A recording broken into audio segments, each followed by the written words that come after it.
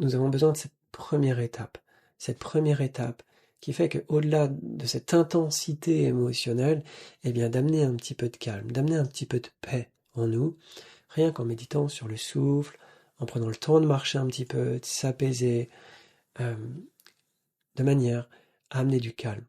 On va avoir besoin de ce calme pour avoir un esprit clair.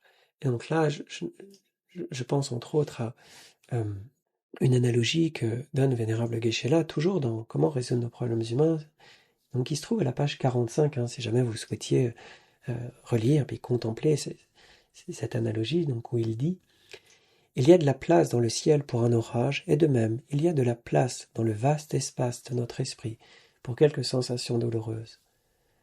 Un orage n'a pas le pouvoir de détruire le ciel, et de même, les sensations désagréables n'ont pas le pouvoir de détruire notre esprit.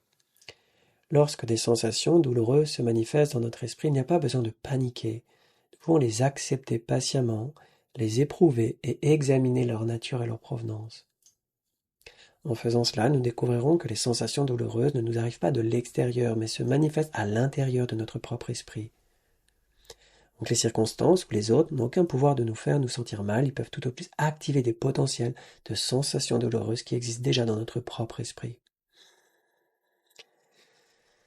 Donc, cette analogie fait que nous faisons une distinction claire entre notre esprit, le potentiel de notre esprit qui est tel un ciel, et qu'à l'intérieur de ce ciel apparaît un orage, apparaît des nuages en fait qui viennent obscurcir le ciel de notre esprit.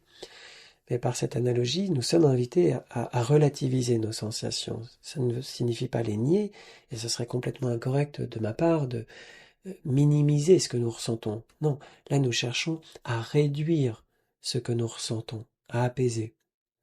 Parce que lorsque nous nous focalisons sur nos sensations désagréables, eh bien, il peut y avoir un effet de répétition qui fait que la douleur s'amplifie. Et donc là, en cherchant à relativiser, grâce à cette analogie, eh bien, ça va nous aider justement à prendre un peu de distance avec nos émotions. Car, oui, nous avons des émotions, mais nous ne sommes pas nos émotions.